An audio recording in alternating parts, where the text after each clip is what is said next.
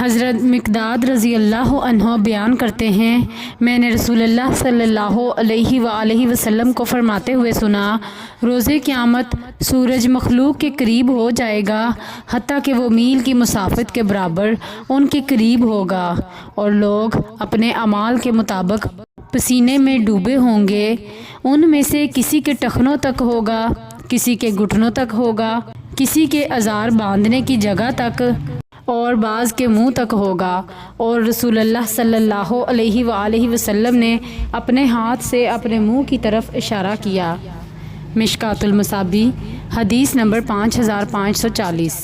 حضرت ابو سعید خدری رضی اللہ عنہ نبی صلی اللہ علیہ وآلہ وسلم سے روایت کرتے ہیں، آپ صلی اللہ علیہ وآلہ وسلم نے فرمایا، اللہ تعالیٰ فرمائے گا، اے آدم، وہ عرض کریں گے، حاضر ہوں، تیار ہوں، اور ساری خیر تیرے ہاتھوں میں ہے۔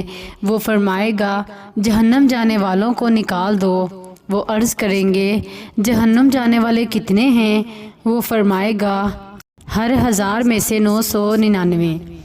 اس وقت بچے بوڑھے ہو جائیں گے، ہر حمل والی اپنا حمل گرا دے گی، اور تم لوگوں کو مدہوشی کے عالم میں دیکھو گے، حالانکہ وہ مدہوش نہیں ہوں گے بلکہ اللہ کا عذاب شدید ہوگا۔ صحابہ رضی اللہ عنہ نے عرض کیا، اللہ کے رسول صلی اللہ علیہ وآلہ وسلم، ہم میں سے وہ ایک کون ہوگا؟ آپ صلی اللہ علیہ وآلہ وسلم نے فرمایا، تمہیں بشارت ہو، کیونکہ وہ ایک آدمی تم میں سے ہوگا جبکہ یاجوج ماجوج 1000 ہوں گے۔ پھر فرمایا، اس ذات کی قسم جس کے ہاتھ میں میری جان ہے، مجھے امید ہے کہ 1/4 جنتی تم ہوگے۔ ہم نے خوش ہو کر نعرہ تکبیر بلند کیا۔ پھر آپ صلی اللہ علیہ وآلہ وسلم نے فرمایا، میں امید کرتا ہوں کہ تم جنت میں 1/3 ہوگے۔ ہم نے پھر نعرہ تکبیر بلند کیا۔ پھر آپ صلی اللہ علیہ وآلہ وسلم نے فرمایا، میں امید کرتا ہوں کہ نصف جنتی تم ہوگے۔ ہم نے اللہ اکبر کہا۔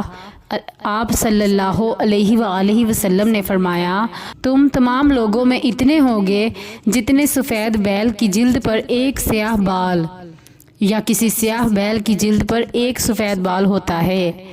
مشکوٰۃ المصابیح حدیث نمبر 5541۔